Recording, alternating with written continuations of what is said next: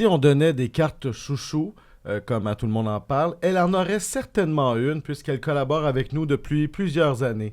Mais je vais quand même lui poser les vraies de vraies questions. Bienvenue, Catherine Fournier. Merci. Merci. Parlant de vraies questions, ma première s'impose d'elle-même. Fille ou garçon? Pour mon bébé? Mm-hmm.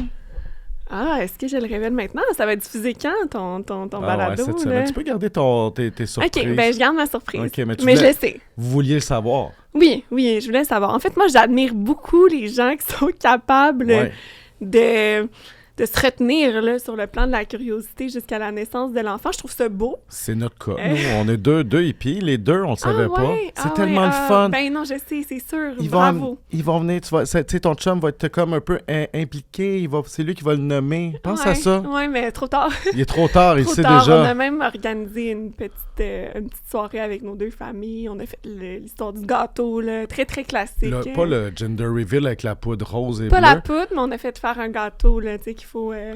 tu mets ton verre de vin dedans, là, puis là, tu retires, puis là, tu regardes le glaçage. C'est pas rose-bleu, on est... Oui, on a été très genrés comme ça. Je pensais que t'étais woke, là, tu sais, parce que... mais écoute, j'ai trouvé cette petite trend bien sympathique sur les réseaux sociaux, puis ça me tentait de faire la même chose. C'est bien correct. Puis félicitations, by the way, là, tu sais, je sais que c'était un projet depuis quand même un petit bout. Oui, exactement. Non, ça a été plus compliqué, mais on a cette belle nouvelle, puis j'aime croire que tout arrive au bon moment. Puis là, tout est bien parti. Là, c'est assez pour l'annoncer, donc... Oui, quoique moi, je suis un peu contre cette espèce de convention-là qu'il faudrait attendre un nombre de semaines défini, là, qui est souvent le 12 semaines ou le 3 mois, parce que je trouve que ça perpétue un tabou comme quoi une grossesse ne devrait pas être annoncée avant ce moment-là, au cas où il y ait une fausse couche, puis donc c'est le tabou et la fausse couche, comme si on ne devrait pas endosser pleinement cette peine-là qui doit être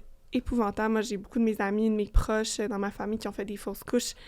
C'est un drame, là, littéralement. C'est un gros deuil, parce que dès que tu sais que tu es enceinte, tu l'imagines, ce bébé-là, donc le perdre. Puis je trouve que c'est un peu spécial comme société qu'on se dise OK, on parle pas des grossesses avant parce qu'il y a plus de chances de fausses couches, comme si on voulait pas entendre parler. C'est intéressant de ces fausses couches-là. Puis moi, tu sais, j'en aurais parlé honnêtement plus tôt, là, j'avais juste le goût de le crier sur tous les toits. Mais c'était plus des considérations professionnelles, dans le sens que je lançais mon livre, notamment, puis j'avais quelques sorties que je voulais faire avant la campagne électorale. Puis en fait, j'avais juste peur que ma grossesse prenne un peu toute la place dans les messages que je voulais passer, puis qu'il y ait moins, justement, d'exposition médiatique sur le fond des choses. C'est très marketing, là, dans le fond. Tu voulais pas empiéter sur tes ventes de livres avec ton enfant. Autrement, moi, ça m'aurait pas dérangé. Je trouve qu'il faut normaliser de l'annoncer plus tôt, puis de pas se conformer à cette espèce de norme sociale du 12 semaines. Mais bon, ça donne que moi, je l'annonce à 12 semaines, au final. Mais ça donne de l'espoir parce que, tu sais, c'est pas... le monde va pas très bien. Y a-tu un moment où, hey, on va avoir des enfants dans le monde d'aujourd'hui, puis let's go. Moi, je trouve ça rassurant parce que honnêtement, je pense moi, je suis plus de l'école contraire, là. Je suis dans le camp des éternels optimistes, puis je me dis, tu sais, je pense que d'avoir un enfant, tu sais, il peut contribuer à la solution future. Puis, tu sais, je sais que nos enfants vont être tellement bien entourés, bien guidés dans la vie que j'ose croire que ce sera des bonnes personnes qui vont justement contribuer positivement. Donc non, moi, je crois malgré tout en l'humanité, là. Je persiste à croire qu'il y a de l'espoir. Puis pour moi, ça a toujours été... clair que je voulais avoir des enfants. Tu sais, je dis souvent, quand j'étais petite, je rêvais pas d'être mairesse, mais je savais que je voulais être mère. Mère-S. Excellent jeu de mots. Oui. Là, les gens, ils comprenaient pas que c'était un jeu de mots au début. Ça me fait rire. Franchement. À me faire corriger sur mon français. Moi qui porte tant attention, d'ailleurs, au français. Pour moi, c'est super important. C'était une excellente façon de l'annoncer, mais ça me fait toujours rire, les gens qui pognent pas la subtilité. Oui, mais puis en plus, il y a des commentaires avec plein de bienveillance, là, donc... Madame Fournier, je veux juste vous avertir qu'il y a une faute sur votre affiche. J'espère qu'elles ne sont pas imprimées. En tout cas, c'était sympa quand même. Quand même correct. Puis je pense que la grande majorité ont compris le dit jeu de mots. la conciliation travail-famille pour les femmes, je pense que c'est mieux qu'avant. Là. Je suis le gars qui connaît pas ça, mais je pense que la charge mentale est peut-être mieux répartie que moi quand j'étais enfant. Toi, t'en prends de la charge mentale, Hugo, oui, dans ta mais famille? je peux pas dire que c'est 50-50. Ouais, Je vais pas l'inventer. Là. Okay. Je pense que les filles ont encore trop souvent le département des affaires plates, les inscriptions, tout ça. En tout cas, chez nous, c'est ça. Je fais ma part, mais je la fais pas au complet. Je pense que ça va être bien partagé là-dessus avec mon chum. Mon mari Charles, il est quand même... Il est bon là, sur ces trucs-là là, d'administration, puis tu sais, on vient justement d'acheter notre première maison, puis tu sais, c'est vraiment lui qui a pris tous les rendez-vous, puis tout ça. Fait que non, je pense que ça va être quand même bien réparti. Là. J'ai un bon gars pour ça. Mais Catherine, la conciliation famille-mairie, c'est un autre paire de manches quand même. Veux pas, t'as pas une petite job, là. Non, c'est ça. C'est très, très prenant. Fait que c'est sûr que ça va être des choix, tu sais. Je pourrais pas être... disponible autant que je l'étais, là, surtout évidemment dans les premiers mois, en fait. Pendant un certain temps, moi, je compte mettre sur pause l'ensemble de mes activités publiques. On s'entend qu'ils représentent une grosse partie de mon temps, là, de représenter la ville dans différents événements, des panels, dans la communauté. Mais l'avantage, c'est que j'ai beaucoup de collègues autour de moi aussi qui vont pouvoir me représenter. L'autre avantage, c'est que je pense que les gens... ça fait presque 10 ans là, que je t'ai lu à Longueuil. J'ai été députée pendant 5 ans, mairesse depuis 4 ans. Fait que, je pense que les gens connaissent mon niveau d'engagement et donc vont comprendre que là, c'est une situation évidemment particulière que je vis. Donc, vont se montrer très compréhensifs là, du fait que je ne vais peut-être pas là à leur souper annuel cette année, mais je vais me reprendre une autre fois. Désolé, les chevaliers de colon, ça va aller l'an prochain. Ben voilà! Mais est-ce que, pour vrai, dans ce temps-là, y a-tu comme une espèce de bras droit qui va pallier à ces trucs-là? Pour les activités, je pense que tout le monde va mettre du sien. Il y a déjà beaucoup là, de mes collègues qui me remplacent dans certains événements parce que malgré que j'en fais beaucoup, je reçois tellement d'invitations, j'aurais besoin... de 3 fois la même semaine là, pour tout remplir. Fait que, tu sais, je délègue déjà des présences à mes collègues élus, là, les conseillères, les conseillers municipaux. Donc là, je vais faire de même. Puis pour les fois où je me fais demander de représenter le monde municipal, ben il y a beaucoup aussi de maires et mairesses très compétents, très intéressants à entendre. De toute façon, j'ai l'impression que j'en ai fait vraiment beaucoup ces dernières années. Fait que c'est peut-être aussi le tour d'autres homologues. Parlant d'accouchement, j'ai de la suite dans les idées. Tu vois que c'est pas... on est des pros. Tu as déjà eu une balado, mais de cette qualité-là, quand même. Non, mais tu mènes bien tes entrevues, c'est bon. Oui. Tu viens de publier le livre « Apprivoiser la politique » aux éditions Parfum d'encre, un guide de politique 101 pour les nuls. Je l'ai vu comme ça, à partir de ton expérience, mais je trouve que c'est un bel exercice de vulgarisation politique. Peut-être que la facture visuelle peut faire un peu jeune, mais le sujet, j'ai pas fini. C'est ça, parce que la maison d'édition Parfum d'encre, qui est comme le pendant pour adultes de la courte échelle, oui, c'est destiné aux 18-34, puis c'est ce que aussi j'ai mentionné publiquement, mais je le réitère à chaque fois.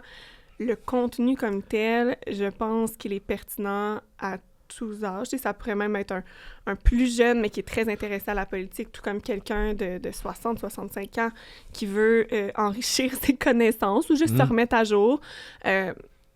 Aller un petit peu en dehors aussi des connaissances classiques là, en politique, parce que c'est pas un manuel scolaire, là, le livre que j'ai écrit.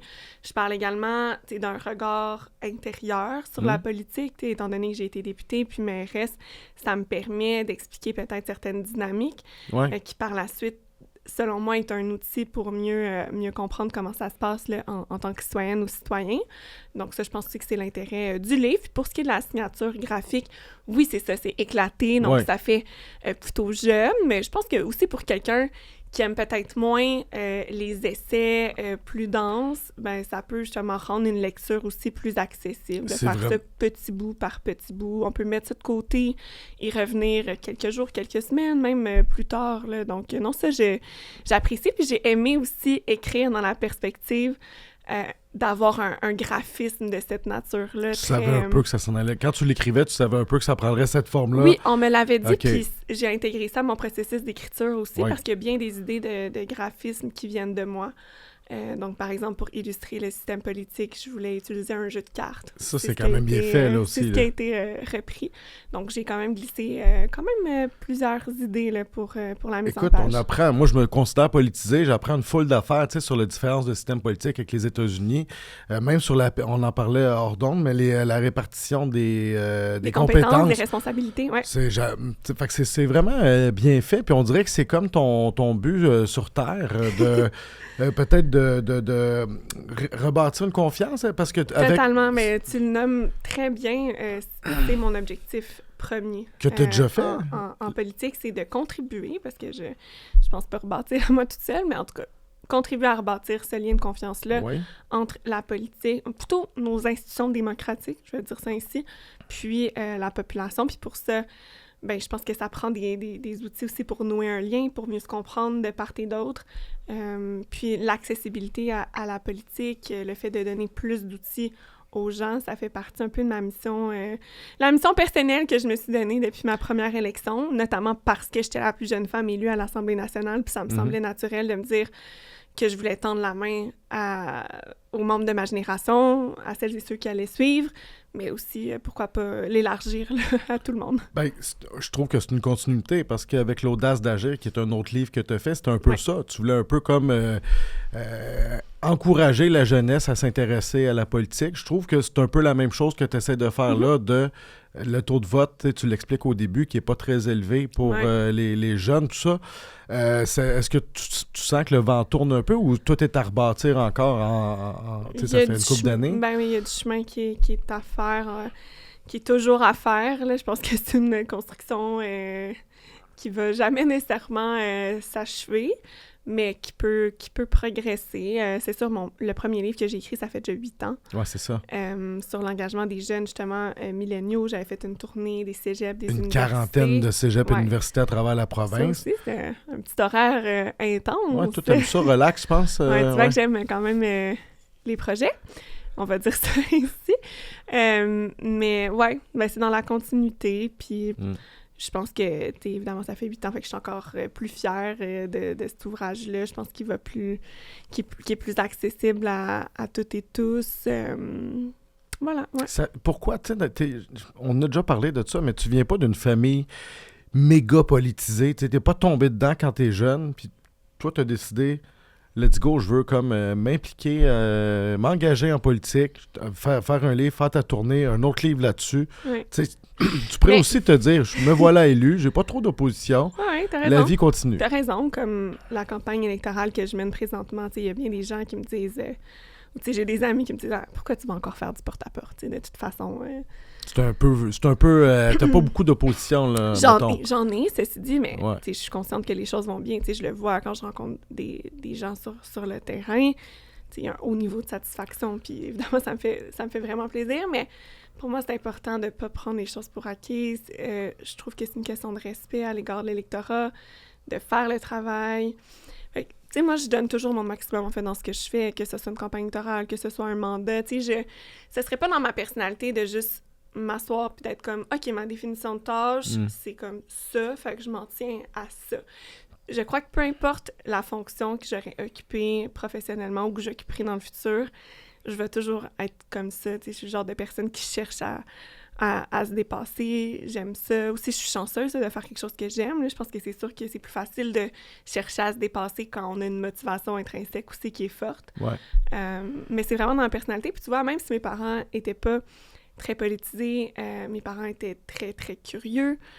Le sont toujours, mais dans le sens qu'ils ont nourri cette curiosité-là. Ils t'ont encouragé aussi. En moi, ils m'ont toujours encouragée. Mes parents viennent de milieux totalement différents. Là. Professionnellement, mon père est entrepreneur électricien. Ma mère est serveuse en hôtellerie. Puis, c'est sûr que la politique, ils trouvaient ça... Ils étaient un peu inquiets quand je leur ai dit que je voulais me lancer là-dedans, mais jamais ils ont tenté de me décourager. Puis, ce qu'ils ont dit à mes frères et moi depuis qu'on est jeunes, c'est qu'ils allaient nous soutenir, peu importe ce qu'on voulait faire, puis que l'important, c'était d'être heureux. Puis, je pense que c'est le plus beau cadeau que peuvent faire des parents à leurs enfants. Tu vas-tu prolonger cette tradition-là? Certainement. Parfait. Certainement. Mon enfant n'aura Pas de pression, juste une pression de faire ce qui le rend heureux. Quand tu sais, il y a une nouvelle génération de jeunes mères-mairesses, Stéphane Boyer à Laval, tout ça, on voit des fois ensemble, même à Québec, il est peut-être un peu moins jeune, mais quand même, il incarne un renouveau, vent de fraîcheur. Bruno trouve toujours ça très drôle quand on dit qu'il est dans la gang des jeunes, parce que on a 20 ans de différence. Oui, c'est parce qu'il y a des souliers funky, puis ça le rend un peu jeune. Mais c'est très drôle. Quand vous croisez des jeunes, qu'est-ce qu'ils disent encore? Pourquoi qu'est-ce qui fait que les jeunes s'en sacent encore un peu aujourd'hui avec des... C'est quoi qui retient? Ils se sentent pas concernés? Je pense pas que les jeunes s'en sacent. Je pense juste que il y a beaucoup de choses qui les rejoignent pas. Puis on parle des jeunes comme si c'était un bloc monolithique. Non, je pense qu'il y a des jeunes intéressés, il y en a qui le sont moins. Je pense qu'il y a beaucoup du fait que, tu sais, quand t'as 18, 19, 20 ans, t'es à un moment de ta vie, probablement où tu te cherches, là, tu sais, où tu trouves ta voie. Moi, je trouve que c'est vraiment au cégep que tu découvres, en tout cas pour la majorité. Pas de découvre, mais tu sais, que tu sais un petit peu plus où t'aligner, puis tu sors aussi de l'adolescence, puis c'est un moment de la vie qui est plutôt instable. Fait que, tu sais, est-ce que tu t'intéresses autant à ce qui se passe autour? Peut-être moins. D'ailleurs, ça, c'est un argument qui milite en faveur du droit de vote à 16 ans, là. On pourra peut-être y revenir, mais 18 à 20 ans, c'est dur. Fait que si on n'accroche pas à ce moment-là, après, c'est le danger de jamais raccrocher. Puis là, c'est sûr que dans le contexte actuel, il y a aussi tout l'enjeu de ce qu'on appelle la division informationnelle qui touche toutes les générations, mais beaucoup les jeunes, tu sais, qui ont jamais développé d'habitude envers les médias traditionnels. Et donc, puis en plus, je pense que c'est peut-être accéléré au Canada depuis 1 an et demi en raison du blocage des médias par Meta. Ouais. Mais donc, le fait que les jeunes ne soient pas en contact avec des sources d'information premières, ça peut générer un phénomène où ils sont complètement coupés de l'actualité. Puis il y en a, là, qui sont confirme, on le voit, nous autres, on en subit les conséquences sur Bagnol. Moi, j'ai vu des cas un peu extrêmes. Moi, mes frères travaillent aussi en construction. Puis un de mes frères me disait qu'il y avait un collègue l'année passée qui avait même aucune idée qu'il y avait eu l'éclipse. En fait, avant l'éclipse, il n'y avait aucune idée qu'il allait avoir l'éclipse. OK, avant, mais pendant que ça se passait, j'imagine non, pas après, mais genre la veille, il a appris la veille. Okay. Mais tu sais, ça faisait comme des mois que tout le monde parlait de ça. Aïe, ouais. Puis là, je trouve, pour moi, c'était comme le paroxysme, tu sais, de la déconnexion totale. C'est inquiétant. Je me disais, il y a du monde vraiment, là. Fait qu'imagine, c'est sûr qu'il ne sait pas qu'il y a des élections municipales, là, non. ce gars-là, là. Impossible. Ben, mon gars, la démission de Justin Trudeau, je pense que ça n'a pas été le jour même, ni le lendemain. Ça a peut-être été une couple de jours plus tard. Tu fais OK, fait qu'il vit dans un autre monde complètement. C'est ça qui est fascinant. Puis il y a de plus en plus de gens, puis particulièrement des jeunes qui vivent cette espèce de division informationnelle. Beaucoup de jeunes aussi, tu sais, qui vont se détourner. Mais même, en fait, en raison de cette division informationnelle, il y en a qui sont en contact avec certaines actualités, mais qui viennent davantage d'ailleurs, tu sais, notamment des États-Unis. Puis d'ailleurs, c'est pour ça que j'aborde la question des États-Unis dans mon livre, pour distinguer la politique québécoise de la politique américaine, parce que il y a quand même une frange de la population qui se nourrissent presque juste de nouvelles américaines. Ouais. Pour toutes les raisons qu'on a mentionnées un petit peu plus tôt. Fait que, tu sais, des fois, c'est dur de se retrouver dans notre propre système politique si on pense que ça fonctionne de la même façon que les États-Unis. Puis comment on va les chercher, tu sais, c'est une question qu'on se pose aussi, mettons, régulièrement, mais comment qu'on intéresse, parce que je pense que des jeunes de 22 ans sont tough à asseoir devant l'iPad puis la Presse Plus, mais en même temps, tout le monde devrait un peu faire une petite revue de presse quotidienne. Oui, ben moi, pour vrai, je demeure très préoccupée par la coupure des médias traditionnels par Meta. Je trouve qu'on n'en parle pas assez. C'est comme si on s'était résigné à cette situation-là. Mais je pense que les dommages vont être importants à long terme, justement pour cette nouvelle génération, ou pour toutes celles et ceux qui ont pris l'habitude de s'informer sur les médias sociaux. Il y a encore du monde aujourd'hui qui ne savent pas que les médias traditionnels sont bloqués. Sur Meta. Non, mais là, je te sens préoccupé. Est-ce que tu l'as eu, ton trip de mairesse? Peux-tu devenir ministre du patrimoine, s'il te plaît, puis aller régler ce dossier-là au fédéral? Mais je comprends pas que personne n'en parle au fédéral, puis là, c'est parce que je suis en campagne, mais je veux dire, j'y pense souvent. Je suis comme, il y a quelqu'un qui va sortir sur le sujet, parce que là, le gouvernement fédéral a reculé là, sur la taxe sur les services numériques, la fameuse taxe Netflix. Mais là, quand est-ce qu'on revoit parce que ça marche pas, manifestement, leur projet de loi pour faire payer les médias. Fait qu'on peut-tu revoir la stratégie globale? Question qu'on passe pas des années amené à avoir une population sous-informée, parce que, qu'on le veuille ou pas, les gens qui ont délaissé les médias traditionnels, ils retourneront pas en arrière. On a beau pleurer autant qu'on le voudra là, sur le sort de nos médias, mais c'est trop tard pour une partie des gens. Fait qu'est-ce qu'on fait, là? T'as raison. Oui, c'est stressant, puis je pense que c'est tough d'aller chercher des jeunes à coups d'infolettres. Tu sais, c'est peut-être pas la bonne porte d'entrée, mais là, qu'est-ce que t'en penses des initiatives? C'est intéressant. Moi, je pense qu'il en faut des choses comme ça. Il en faut, puis, tu sais, j'y crois quand même, là, d'avoir des méthodes alternatives, mais ça demeure qu'il faut être sur les grandes plateformes, puis... Hugo Décrypte, là, qui ont annoncé, tu sais, elle explique, oui, tout ça. Je trouve que c'est des super belles initiatives. Fait que ça, c'est une bonne façon d'aller chercher les jeunes. Oui, mais tu vois, là, mettons, au Québec, justement, ça prend des initiatives comme ça pour atteindre les jeunes, parce que des médias traditionnels qui le faisaient très bien, je veux dire traditionnels, mais des fois, ça peut être aussi des médias numériques. Là. Urbania en est un bon. C'était excellent, le contenu d'Urbania sur les médias sociaux. Je pense à RAD aussi, qui faisait du super bon boulot. Le Devoir qui s'y était mis, le 24 heures. Il y avait de l'excellent contenu numérique qui pouvait être diffusé sur les médias sociaux. Puis je pense que ça élargissait le public, puis ça rejoignait bien leur cible. Mais tout ça ne peut plus être partagé. Donc là, ça passe par des individus. Ce qui est... Je suis pas contre ce phénomène-là. Je trouve ça génial, là, ce que Alexandre Drolet fait, mais c'est sûr que ça pose la question, tu sais, est-ce qu'il va falloir que tout le monde soit comme des journalistes indépendants? Qu'est-ce qui arrive des institutions, tu sais, qui ont des normes aussi plus élevées, qui assurent, qu'il y a des patrons qui assurent une rigueur, tu sais, j'ai tout à fait confiance dans les Alexandre de ce monde, mais ça demeure qu'elle n'a pas l'équipe nécessaire pour toujours double vérifier, puis les choses vont vite, puis, tu sais, elle n'est pas à l'abri on donne un peu un chèque en blanc à des individus tout seuls. Je pense que c'est correct qu'il y en ait, mais il faudrait aussi qu'il y ait des médias un peu plus institutionnalisés, là. Ça paraît qu'il y a le côté média aussi est important dans ta vie. Fait que t'as quand même une sensibilité pour ça. C'est vraiment intéressant, premièrement. Je trouve ça fondamental pour la démocratie. Tu sais, ça revient à ma grande préoccupation aussi du lien entre les institutions démocratiques et la population. Puis, tu sais, le futur aussi de la culture, ça m'interpelle beaucoup comme québécoise. Puis je pense que les médias, les industries culturelles, tu sais, tout ça est un peu entremêlé, là. En fait, ils vivent beaucoup d'enjeux qui sont similaires. Puis d'ailleurs, c'est sur cette question-là que j'avais rencontré votre grand patron, M. Lamarre. Oui, qui est très préoccupé par tout ça. Il y a quelques années, oui, en commission parlementaire. Philippe, il était venu faire une intervention pour la commission sur l'avenir des médias à l'Assemblée nationale. Moi, j'y participais en tant que députée indépendante, puis le discours de Philippe m'avait beaucoup interpellée. Puis, c'est comme ça, ensuite, on a été en contact. Puis là, j'essaie là, de m'attaquer au rapport sur l'avenir de l'industrie audiovisuelle là, qui a fait co-présidé. Oui, exactement, parce que cet enjeu-là aussi me préoccupe beaucoup. Puis j'ai hâte d'avoir un petit peu de temps là, pour en faire la lecture, mais ouais. Oui, chaque chose en son temps.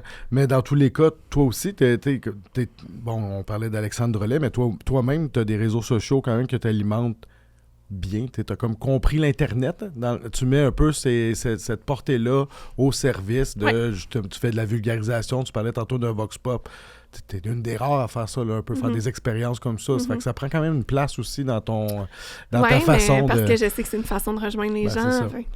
Évidemment, j'essaie d'utiliser mes plateformes à bon escient pour ça, faire de la pédagogie, de la vulgarisation sur les enjeux de politique municipale, notamment, attirer un certain intérêt sur des enjeux en essayant d'être original dans l'approche ou c'est-tu payant? Plus pédagogique. T'as-tu un feedback de ça? C'est très apprécié. OK. Ouais, non, ça fonctionne super bien sur les réseaux sociaux, généralement. Ouais. Catherine, la campagne est lancée pour une deuxième fois. En 2021, ton parti avait remporté 13 des 15 sièges dans les districts. Tu es devenue la plus jeune mairesse à 29 ans, après avoir obtenu ce titre-là comme députée à 24. Qu'est-ce qui a changé cette fois-là? Là, tu te lances dans une campagne, puis là, au-delà des changements dans ta vie familiale, là, j'imagine que tu es arrivée, je me souviens, tu sais, ça brassait à Longueuil, là. Oui, ça brassait. Moi, je dis que c'était un mauvais théâtre, là. Oui. C'était décourageant, là, dans le sens où il n'y avait pas vraiment de débat de fond. C'était beaucoup des attaques personnelles au sein du conseil. Il n'y avait pas grand-chose qui avançait, autant au conseil local qu'à l'agglomération, là, parce que à Longueuil. En fait, Longueuil est la ville-centre d'une agglomération. On se rappelle là, les fusions au début des années 2000. Ben, ces chicanes-là persistaient là, jusqu'à 2021. Puis oui, il y a beaucoup, je pense, de mon style de politique collaborative, mais il a fallu aussi que toutes les mairesses et les maires des autres villes mettent du sien. Puis je pense que tout le monde était d'accord pour dire qu'il fallait tourner la page sur ces chapitres-là qui étaient juste contre-productifs pour l'ensemble des villes liées. Là, on est 5 villes ensemble, puis qu'il fallait mettre l'intérêt public, l'intérêt collectif au centre de tout ça. Donc j'ai quand même pu compter là, sur leur ouverture, heureusement. Puis, ouais, être juste dans un mode constructif, tu sais.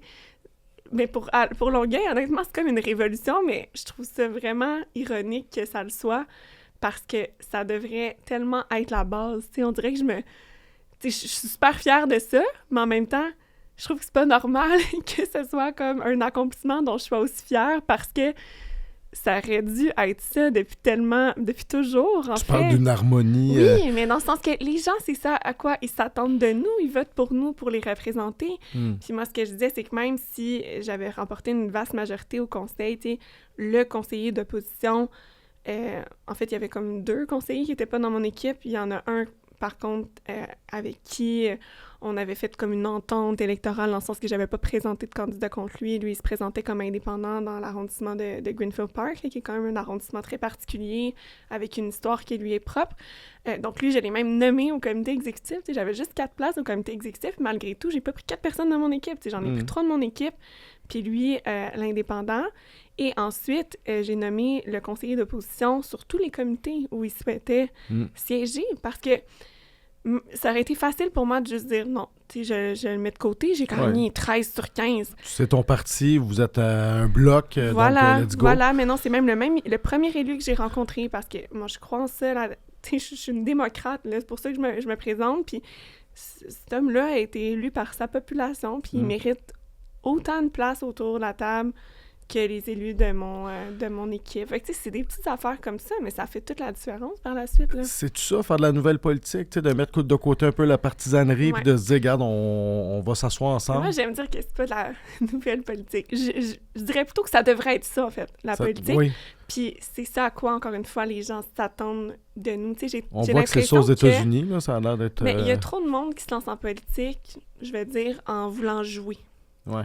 À la politique, à jouer aux effets de toge, à jouer à l'un contre l'autre, c'est une espèce de... Je vais revenir à la métaphore du théâtre, là, mais moi, je pense qu'on perd beaucoup de monde dans un trip de pouvoir, là, les gens qui ont perdu leur limousine, qui vont faire du boudin, ou moi ça c'est personnel, là, mais moi je me dis, bah là t'as été élu, tu sais, je veux dire, t'as perdu ta limousine, tu démissionnes, je sais pas, fini ton mandat, soit c'est une responsabilité quand même.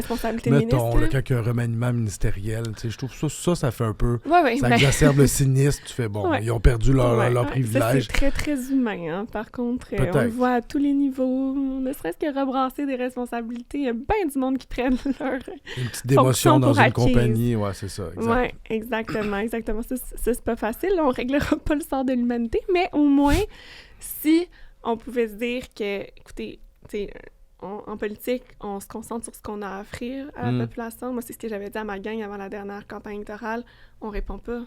T'sais, moi, pourquoi que je prendrais mon temps d'antenne ou mon temps sur les réseaux sociaux pour commenter ce que font les autres? Hey, on se concentre sur ce que nous, on a à proposer. Faisons confiance à l'intelligence collective, là, puis les gens trancheront en fonction de ça.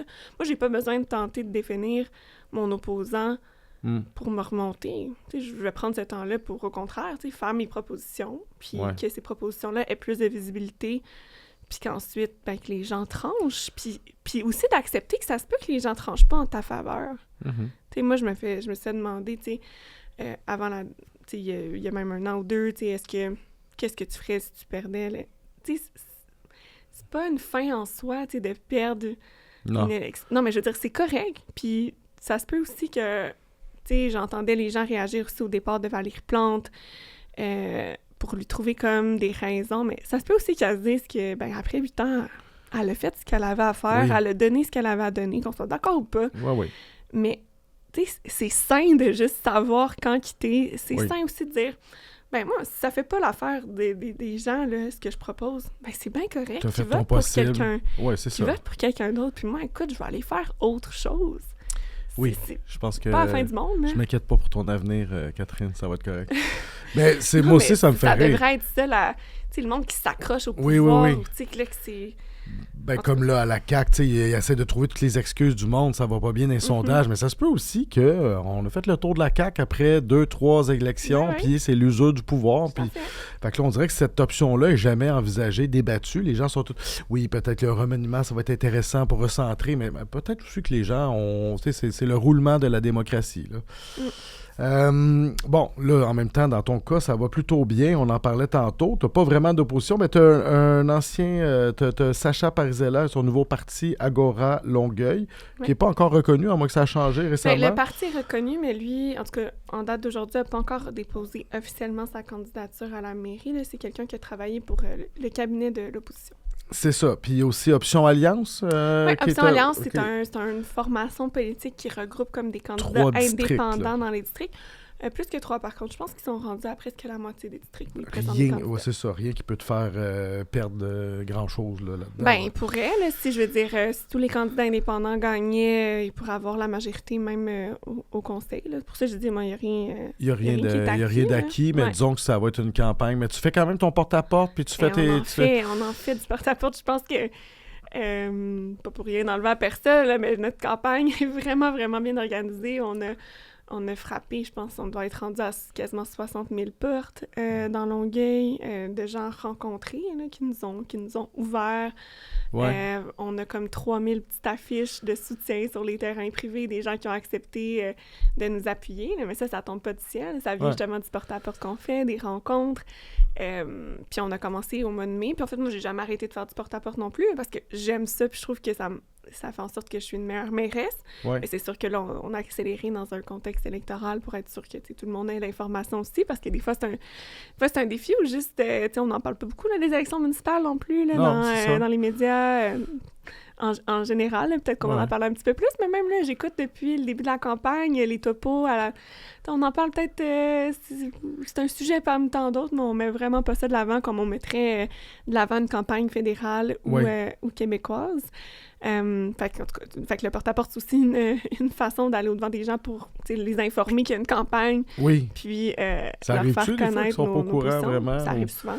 Puis là, j'imagine que un petit peu moins en campagne comme officielle, parce que là, il y a les affiches. Ouais. Mais tu serais surpris. Il y a beaucoup de monde qui ne savent pas qu'il y a une campagne électorale. Oui. Tes principales réalisations qui te rendent fière dans ton mandat? Bien, outre l'harmonie qui fait avancer des dossiers, là, peut-être sur des politiques un peu plus concrètes, nouvelle stratégie d'habitation de Longueuil. On a d'ailleurs réussi à faire modifier la loi québécoise là, pour nous permettre d'avoir des contributions incitatives de la part des promoteurs qui veulent densifier, mais plus en fait dépasser notre zonage de plein droit. Puis, dans le fond, ces contributions-là vont être utilisées pour un nouveau fonds sur le logement social et communautaire. D'ailleurs, on est dans record de construction de logement social et communautaire à Longueuil. C'est du jamais vu. Là, on a presque 500 unités qui sont présentement en construction, en chantier. Puis, on en a comme plus de 2000 dans le collimateur qui sont en développement. Donc ça, je suis vraiment fière parce qu'on a pris chaque dossier un à un, puis on les a travaillés de façon super personnalisée. Puis, je sais que ça va faire tellement de grosses différences dans la vie de nombreux concitoyens, de familles, parce que le logement, c'est le plus grand déterminant de la santé. Un logement sain, un logement sécuritaire. Donc, oui, accélérer la construction, mais là, le fameux fonds dont je parle, ça, c'est pour aussi nous permettre de préserver des unités abordables sur le marché privé, donc des unités qui existent déjà, parce qu'on sait quand même que ça coûte très cher. Construire du nouveau logement, là, peu importe que ce soit du logement privé, en fait, c'est pas pour rien que les logements privés qui viennent d'être construits coûtent aussi cher en termes de loyer, là, c'est parce que les coûts de construction sont juste incroyable en ce moment. Fait que c'est sûr que ça se reflète aussi nécessairement dans nos coûts de construction pour des logements sociaux et communautaires. Il faut le faire, mais il ne faut pas perdre de vue qu'il faut aussi protéger l'existant. Donc, nous, c'est vraiment les deux volets de notre stratégie. Puis, on veut atteindre 20% de notre parc locatif qui est à but non lucratif. Ça, c'est de un.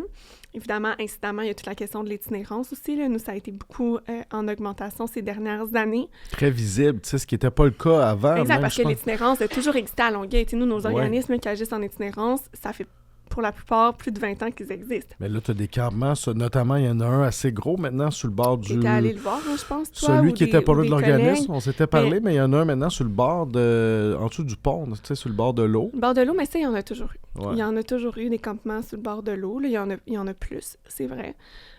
Mais je suis quand même fière parce que depuis 1 an, il y a eu une grosse réduction du nombre de campements. Écoute, on n'a pas réglé la construction puis relocalisation. On est vraiment proactif avec nos services communautaires, puis on a relocalisé aussi un organisme qui s'appelle la Halle du Coin qui avait été créé pendant la pandémie, là, quand l'itinérance est devenue plus visible. C'est un refuge d'urgence. Dans l'église, là. Oui, bien, il était dans l'église, mais là, l'église est transformée en logement social pour les personnes qui sont en transition de sortie de l'itinérance. Okay. C'est génial, mais là, il fallait trouver un autre endroit. C'est pas la responsabilité de la ville, mais la ville, on répond présent pour notre communauté. Fait qu'on a dédié un bâtiment municipal qui était utilisé, mais on a trouvé d'autres solutions de rechange pour les organismes qui étaient à l'intérieur de ce bâtiment-là parce que la localisation était stratégique. Donc, on a confié ce bâtiment-là à l'organisme, donc la Halle du Coin, qui a adapté les locaux aussi pour créer un dortoir, refuge d'urgence et tout. Puis c'est vraiment bien ce qu'ils ont fait. Puis écoutez, c'est pas parfait, évidemment, la cohabitation dans le quartier, puis tout ça, mais on est vraiment proactif. On a une brigade qui reste en relation avec tous les... On va dire, on appelle ça les riverains, là, mais dans le fond, les gens qui vivent autour, les commerçants. Puis on est très proactifs. On a nos agents réseau aussi du service de police de l'agglomération de Longueuil. Ça, c'est des policiers très terrain, communautaires, ancrés dans les quartiers. Puis ces policiers réseau-là aussi, c'est eux qui font la tournée là, des campements parce qu'on va voir les gens presque tous les jours, là, ceux qui vivent en campement, pour être sûr qu'ils sont en sécurité, leur proposer d'aller dans les ressources parce qu'il faut savoir qu'il y en a parmi ces gens-là qui ne veulent pas aller dans les ressources d'urgence.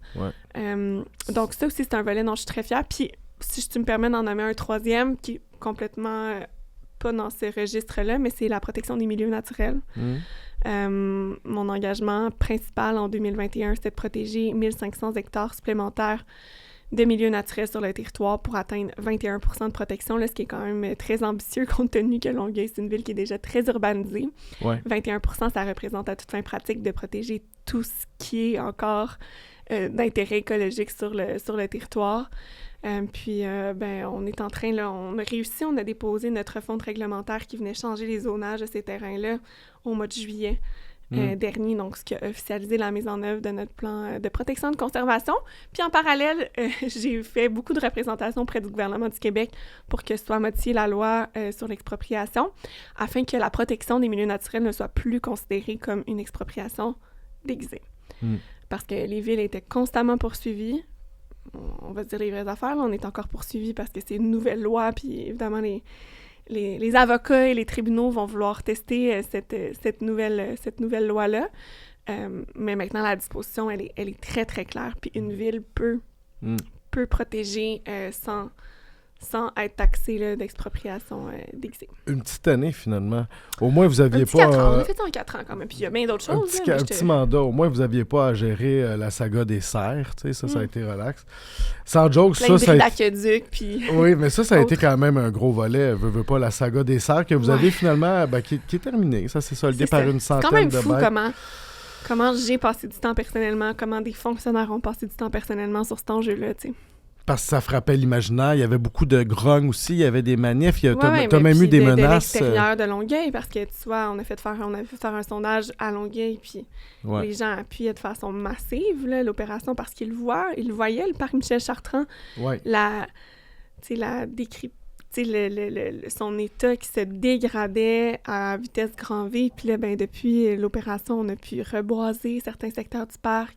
Les gens l'apprécient beaucoup. Là, on reçoit des vidéos, des gens qui sont comme « Wow, ça fait du bien ». Là, on sent que le parc est en train de reprendre vie. Faut le rappeler, le but de tout ça, c'était de rétablir une espèce d'équilibre dans Totalement. Dans le parc, évidemment, là. Ça nous faisait pas plaisir là, comme opération, mais ça demeure que c'est un petit parc qui est enclavé dans la ville. L'équilibre était complètement renversé. Puis, même pour les défenseurs des animaux que je comprends tout à fait, la logique est telle que les cerfs ne devraient pas avoir priorité sur les autres animaux. Là, si c'est vraiment si c'est ça qui nous préoccupe, ben là, il n'y avait plus rien à manger pour aucun animal, même les cerfs qui étaient dans des très mauvaises conditions. Ouais. Donc voilà. Il fallait réduire cette population-là avec le vent d'en face, parce que tu as quand même eu, il y a eu, dans les conseils de ville, il y avait des manifs, mais aussi, personnellement, tu as eu des menaces qui ont forcé que tu sois accompagné d'une protection, parce que ça aurait pu être dangereux pour toi à un moment donné, ce dossier-là. Là, là ça s'est calmé. Je vois que tu es arrivé tout seul tantôt, donc ben là, c'est bon. C'est un petit peu plus en fonction des différents événements. C'est plus en tout temps. Ouais. Donc, plus de... Oui, effectivement, une coche de sécurité qui a descendu. Ouais. Puis la population, la cohabitation, parce que c'est moins naturel d'avoir une population itinérante visible. Est-ce que là, le monde, il en parle beaucoup? Est-ce que le monde commence à... Ça fait partie, comme à Montréal, je pense qu'il y a un travail à faire sur la cohabitation. Les gens comprennent les enjeux de santé mentale un peu plus. Pour l'itinérance, les gens sont tellement compréhensifs en général. Moi, je trouve qu'on a une solidarité qui est remarquable à Longueuil. Après, il faut faire attention parce qu'il peut vite avoir... cet équilibre. On peut vite avoir une perte d'équilibre là, dans cette espèce de dynamique sociale. Puis je pense qu'en tout cas, la ville, on a bien réagi. Là. On a eu des situations où cet équilibre-là a vraiment été très, très fragilisé. Mais je pense qu'on est arrivé notamment avec le déménagement là, de la ressource dont j'ai parlé tantôt. Non, les gens veulent aider. Mais c'est sûr que c'est pas toujours facile. C'est pas évident. Puis, moi, je le comprends. Là, j'ai rencontré... des jeunes familles qui me disaient qu'ils ont beau être super solidaires, ils vont pas envoyer leur petite fille au parc toute seule. Puis je suis très sensible à ça aussi, là, au sentiment de sécurité des gens. Fait que je pense que ça prend justement ce fameux bon équilibre. Là. Ouais. La population t'aime, j'ai l'impression. Je les aime aussi. Mais tes collègues, eux autres, est-ce qu'ils vont moins t'aimer parce que tu viens d'annoncer ton intention de réduire le salaire des élus municipaux, incluant le tien? Pourquoi? Puis c'est correct, mais j'essaie de voir pourquoi. D'abord, moi, le mien, je l'ai réduit dès l'élection de 2021, là, de façon assez considérable, 65 000 de moins. De baisse, sur 4 ans, on fait. Je sais que tu aurais pu. Ça, moi, je l'aurais pris un petit 30 là-dessus. J'ai n'importe qui l'aurait pris. Là, on s'entend, c'est de l'argent auquel j'avais droit parce que j'accumule différentes fonctions, mais je pense que c'est la bonne chose à faire, tout comme je pense que c'est la bonne chose à faire aussi en ce moment d'ajuster. Moi, je vais plus utiliser le terme ajuster. C'est sûr que ça se traduit en baisse, là, mais ajuster les rémunérations attribuables à certaines fonctions au sein du conseil, parce que le salaire de base, il y a à peu près juste un 10 % de différence. Mais pourquoi on baisse le salaire de base? C'est aussi parce qu'il n'y a pas beaucoup de conseillers qui ont juste le salaire de base à Longueuil. Puis par ailleurs, quelque chose qui n'est pas nécessairement connu, mais tous les élus ont une allocation de 20 000 là, qui n'est pas citée nulle part dans les rémunérations. Fait que le salaire de base pour un conseiller, ça va être 70 000.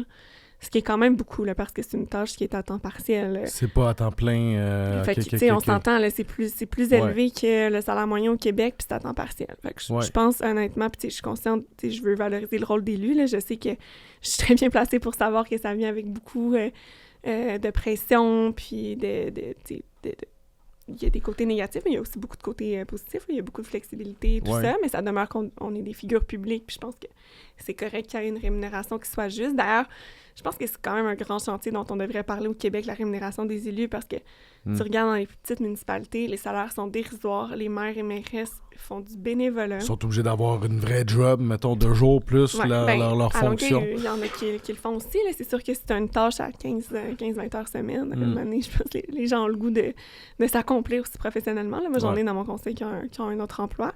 Ça dépend des fonctions occupées. Il y en a qui se rapprochent un petit peu plus du temps plein de cet accumul. Le comité exécutif, ça, on a juste ça dans les grandes villes, par contre. Donc, c'est pour ça que c'est des tâches un peu plus complètes dans les grandes villes. Mais en même temps, même si c'est un peu plus à temps partiel dans les petites villes, ça demeure que les élus, c'est nous qui avons le poids de la responsabilité. T'sais, c'est nous qui sommes imputables devant la population. Ouais.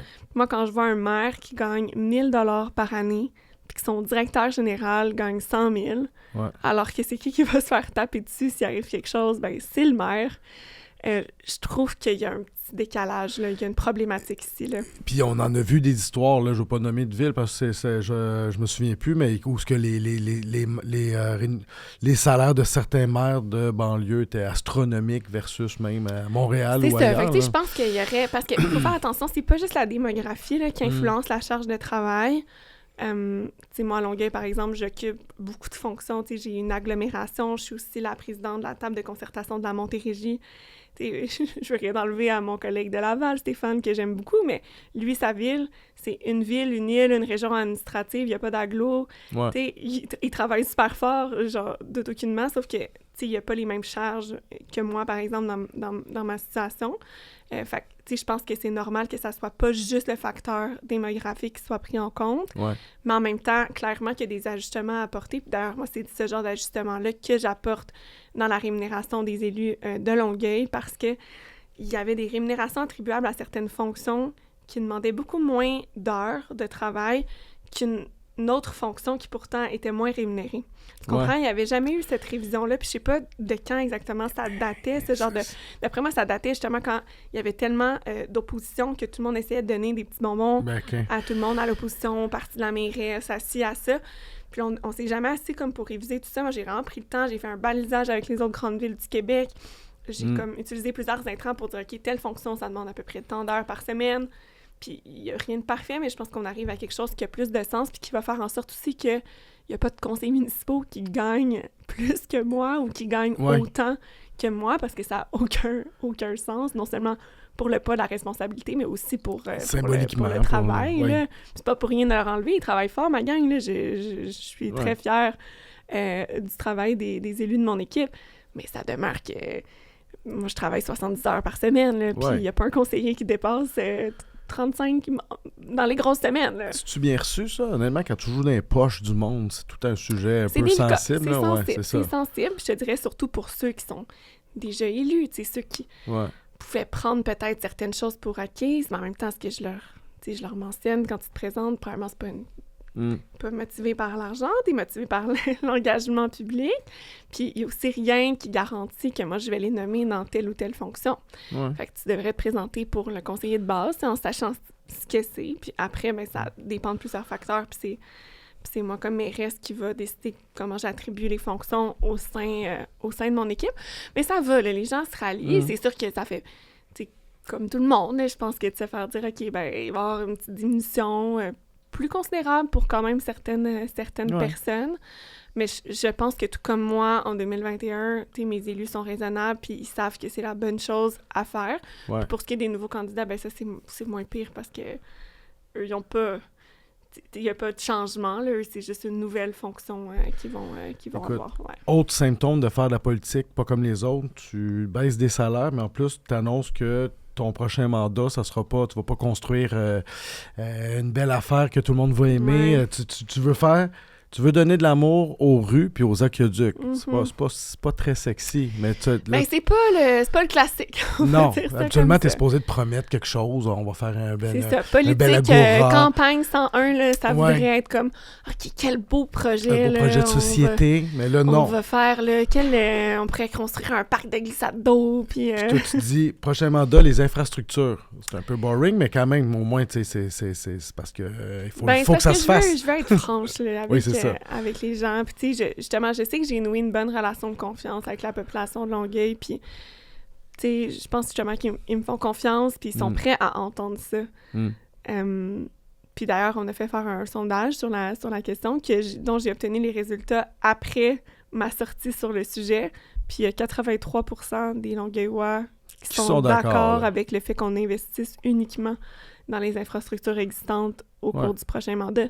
83%. C'est un message clair. Mais c'est bien plus fort que j'aurais cru. Tu sais, je savais que la majorité, mon instinct me le disait, là, mais c'est drôle parce que en jasant avec du monde, il y avait bien des gens qui pensaient pas que ce serait ça, que les résultats seraient pas majoritaires en faveur de cette idée-là. Moi, j'étais convaincue que c'était majoritaire, mais à ce point-là, je suis agréablement surprise du niveau de raisonnabilité des citoyennes et des citoyens. Puis ça me fait dire que souvent, encore là, moi, tu sais, je suis vraiment de l'école qui faisons confiance à l'intelligence collective. Ben, l'intelligence collective est plus forte que ce qu'on peut penser. Oui, puis ça te donne les coups des franches. Puis ces gens-là doivent quand même aimer... Tu vas au bat pour eux autres. Tu es même sorti pour dénoncer la hausse des coûts de feux de circulation sur ton territoire. Que ça, les infras en général, le coût des infras en général, parce que le feu de circulation, ça a frappé les esprits, mais c'était juste un exemple parmi tant d'autres. Puis on l'a vu ailleurs récemment, je pense à toi, quand il y a eu la piscine à 225 000 pour une piscine à Sainte-Thérèse. Finalement, moi, je trouvais que notre glissade à 100 000 était, ou 150 000 qu'on m'a dit pour la glissade de la piscine, je trouvais que c'était complètement débile. Ouais. Puis là, quand j'ai vu la glissade, finalement, quasiment 100 000 de plus, j'ai dit, coudonc, on a-tu un bon deal à Longueuil ou quoi, là? Ouais. Mais ça n'a pas de sens, ça n'a juste pas de sens. Je doute pas de ta détermination, mais c'est des grosses machines des villes. Est-ce que toi, bon, là, t'as eu un mandat pour l'installer, mais quand t'arrives là, puis tu dénonces ces affaires-là, est-ce que t'es reçu avec une brique puis un fanal, ou il y a des changements? C'est toi qui décides en même temps, c'est ta ville, mais il faut quand même que tu... Dans la ville, ouais, mais tu mettes pas tout le monde à dos là-dedans. Moi, je peux pas changer les processus ou, les devis d'appel d'offres, tout ce à quoi la ville est soumise. C'est souvent des normes qui relèvent du gouvernement du Québec, le gouvernement même fédéral, dont les normes découlent à Québec par la suite. Mais ce travail-là, j'essaie de le faire auprès des gouvernements. Justement, j'ai poussé beaucoup Monsieur Legault, donc le premier ministre, son cabinet, pour l'organisation d'une démarche afin de trouver des solutions à la hausse des coûts des infrastructures. D'ailleurs, je sais que son cabinet est intéressé, continue de réfléchir à quelle façon ça pourrait s'orchestrer, mais je lâche pas le morceau là-dessus parce que c'est pas soutenable. Ce sont les mêmes contribuables qui paient. Tu sais, à Québec aussi, là, il y a quelques jours, ils annonçaient une école secondaire à 1,5 milliard de dollars parce qu'on ne pourra plus rien réaliser. Là. Ouais. À des coûts comme ça, il faut qu'on trouve ce qui est en train de se passer, qu'on ait des solutions pour ralentir l'augmentation, voire même diminuer, parce que là, juste nos fonds publics peuvent pas compenser tout ça, puis on pourra pas y arriver. Là. Ce sont les mêmes personnes qui payent, au final, au municipal puis au Québec. Ça se règle, ça. Il y a moyen de revoir tout ça, parce que là, on dirait que c'est une question d'appel d'offres, une question peut-être des tarifs ou je ne sais pas quoi. Il y a des règlements qui peuvent aider. Il y a une question, évidemment, de compétitivité sur le marché privé. Il y a les normes aussi en vigueur là, qui rajoutent beaucoup de poids sur l'administration. Puis c'est quand tu as comme 92 règles à respecter pour soumissionner, ben ça se peut que tu n'as pas grand monde qui décide de soumissionner parce que c'est trop compliqué. Il y a beaucoup de facteurs puis d'hypothèses, mais il faudrait comme rassembler tout ça. Puis je pense que Québec est le bon joueur pour assumer un leadership. Moi, j'ai levé le drapeau rouge, mais après, il faudrait que Québec s'en saisisse, mais je lâche pas le morceau. Là. On est encore en lien à ce sujet-là. Ça va bien, on achève? T'es correct? Oui. La mairesse Plante-Part, plusieurs femmes ont aussi quitté le navire politique ces dernières années. On en a déjà parlé, toi et moi. Tu sens-tu un peu le vent tourner à ce niveau-là? Est-ce que tu penses qu'il y a tu vois qu'il y a une conscience collective qui se prend sur « OK, on va se calmer si ces messages-là haineux se rendent aux personnes ». Oui, bien, un peu, mais moi, je vois surtout comme un peu de l'auto-régulation dans les commentaires. Tu sais, souvent, quand il y a des messages de ce genre-là, il y a du monde qui répond. Fait que je trouve ça rassurant au moins qu'il y en ait qui soient comme hey, est-ce que tu as pris conscience de ton message puis qui génère une certaine introspection. Mais ça dépend sur quelle plateforme. Il y a aussi, on sait qu'il y a des trolls, il y a des comptes bots qui n'existent pas. C'est dur de faire vraiment la différence, mais c'est fou quand tu regardes qu'il y a des gens qui font les pires commentaires.